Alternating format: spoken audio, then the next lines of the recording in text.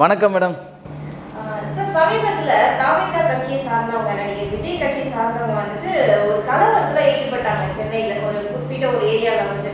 அதில் வந்துட்டு இரு தரப்பினருக்கிடையே ஒரு பெரிய கலவரம். இது வந்து கோஷ்டி மோதல்னு நினைக்கிறீங்களா, இல்லை வாலண்டியாக அவங்க கிரியேட் பண்ண தான் நீங்கள் நினைக்கிறீங்களா? அதாவது ஒரு விஷயத்தை நீங்கள் நல்லா புரிஞ்சுக்கணும். அவங்க என்ன சொல்ல வந்தாங்கன்னா சர்வே எடுக்க போனாங்க அப்படின்ற மாதிரி சொல்கிறாங்க. அதாவது சர்வேனா என்ன? சர்வே வந்து முதல்ல யார் எடுப்பாங்க? ஒரு ஊடகம், ஒரு மீடியா, இல்லை ஒரு வலைத்தளங்கள், இவங்களாம் வந்து சர்வே எடுக்க போவாங்க. ரைட்டு. சர்வே எடுக்க போகிற இடத்துல கட்சியை சார்ந்தவங்களுக்கு என்ன வேலை? முதல்ல நான் கேட்குறேன். இப்போ சார் இப்போ ஒன்றும் வேணாங்க. நீங்கள் யோசிச்சு பாருங்கள். கடந்த 60 ஆண்டு காலமாக அதிமுக திமுக 2 பேரும் தான் மாறி மாறி வந்து ஆட்சி அமைச்சிருக்காங்க. இங்கே சர்வே எடுக்க போகிற போர்வையில் யாராச்சும் கட்சிக்காரங்க போய் நீங்கள் பார்த்துருக்கீங்களா? ஒரு பெரிய நிறுவன சேனல் கூட நீங்கள் எடுத்து பாருங்களா. ஒரு தொலைக்காட்சி சேனலில் கூட நாங்கள் எடுத்த சர்வே படி என்ன போடுவாங்க? இந்த தொகுதியில் இந்த கட்சிக்கு இத்தனை % ஓட்டு இருக்குது, இந்த கட்சிக்கு இத்தனை % ஓட்டு இருக்குது, இதை தான் போடுவாங்க. நீங்கள் கவனிச்சிருப்பீங்க. நீங்கள் எங்கேயாச்சும் கட்சிக்காரங்க கூட போயிருக்காங்களா? எங்கேயும் போனதாக சரித்திரமே கிடையாது. எங்கேயும் போனதாக இந்த மாதிரி ஒரு செய்தி கூட கிடையாது.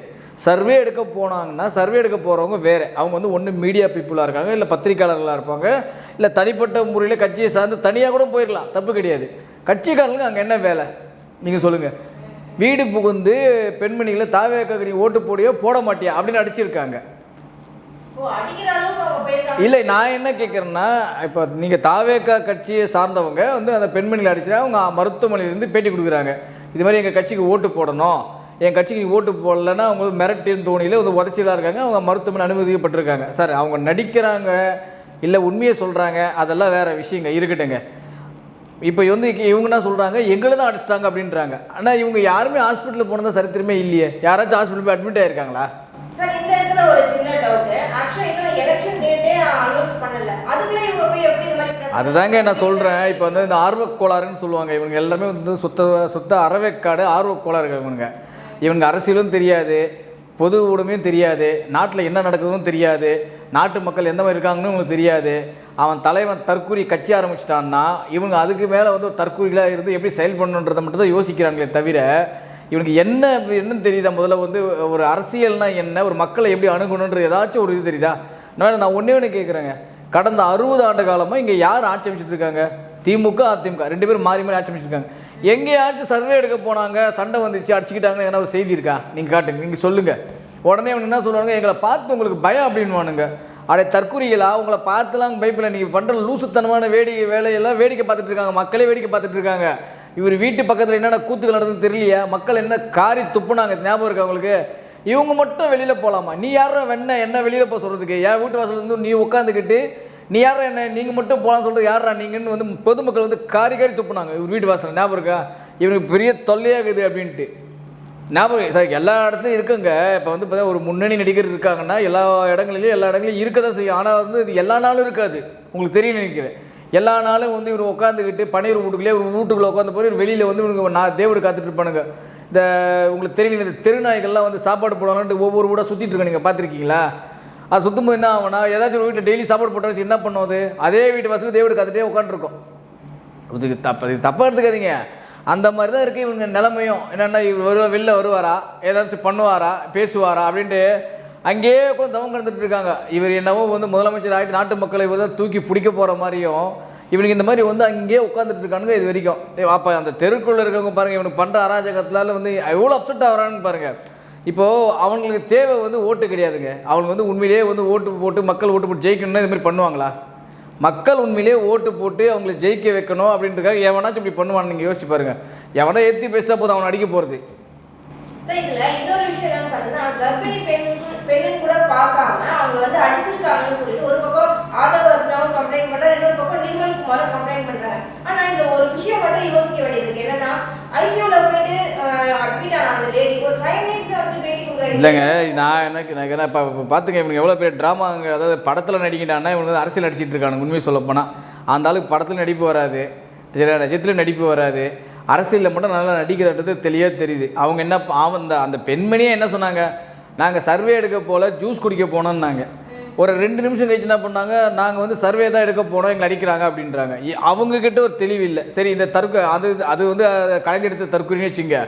இது தற்கூரிகளை ஒரு தலைவன் ஒருத்தருப்பான்ல, அந்த தலைவனுக்கு கீழே அடுத்த கட்ட தலைவர்கள் இருப்பானுங்கள, அவங்களாச்சும் கொஞ்சம் யோக்கியமாக பேசுகிறாங்களா? அவங்களுக்கும் வந்து சுத்தமாக ஒன்றும் தெரியல. என்ன பண்ணுறாங்க பார்த்தீங்கன்னா, கர்ப்பிணி பெண் வந்து அடிச்சிருக்காங்க, அவங்க வந்து மருத்துவமனை ஐசியூவில் இருக்காங்கன்றாங்க. அவங்க அடுத்த 5 நிமிஷம் வந்து வெளியே வந்து பேட்டி கொடுக்குறாங்க. ஸோ எப்படியெல்லாம் ஏமாத்துறான்? இப்போ நான் கேட்குறேன், அறிவு கெட்ட தற்குறிகளே, கர்ப்பிணி பெண்ணை எதுக்கு நான் முதல்ல அனுப்புனீங்க? சர்வே எடுக்கிறதுக்கு அனுப்புனீங்க? நான் கேட்குறேன், தெளிவாக போடுறீங்களா? கர்ப்பிணி பெண்கள் வராதீர்கள், குழந்தைகள் வராதீர்கள், வயது முதியோர்கள் வராதீர்கள், சீனியர் சிட்டிசன் வராதீர்கள், இதில் மட்டும் எழுதுறீங்களா உட்காந்துக்கிட்டு அறிக்கையில் மட்டும்? கர்ப்பிணி பெண்ணை எதுக்கு நீங்கள் சர்வே எடுக்க அனுப்புனீங்க? அறிவு இருக்குமா வேணாமா இவங்கெல்லாம்? நீங்கள் சொல்லுங்கள் மேடம். அறிவு இருக்குமா வேணாம் மேடம்? மேடம், கர்ப்பிணி பெண்ணான சாதாரண விஷயமா மேடம்? எத்தனை தெரு சுற்றணும், எத்தனை படிக்கட்டு ஏறணும், உங்களுக்கு தெரியாதா? அது ஒரு கர்ப்பிணி பெண் வந்து இது மாதிரி சுத்த முடியுமா?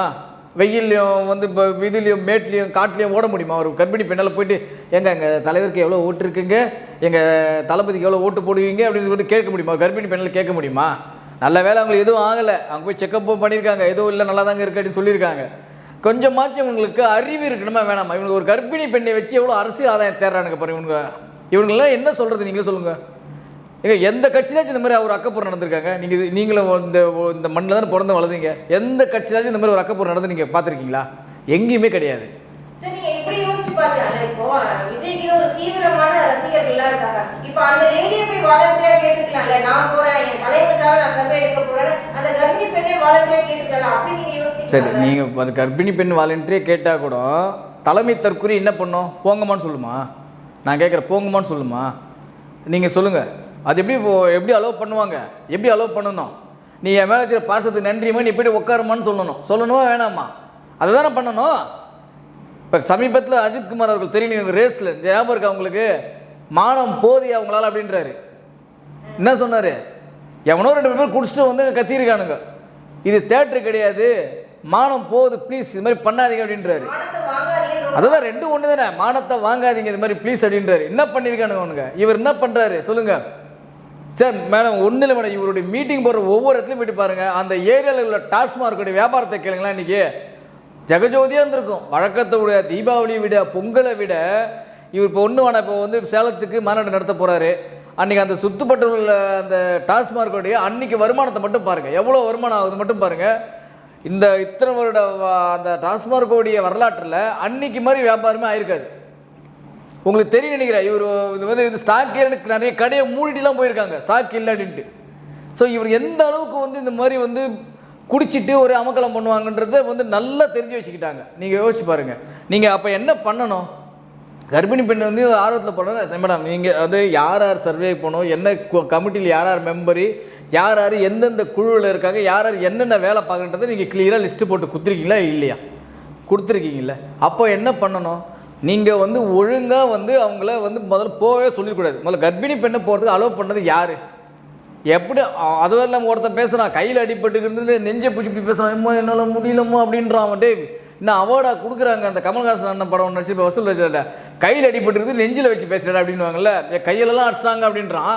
ஆனால் நெஞ்சில் கை வச்சு பேசுகிறான்.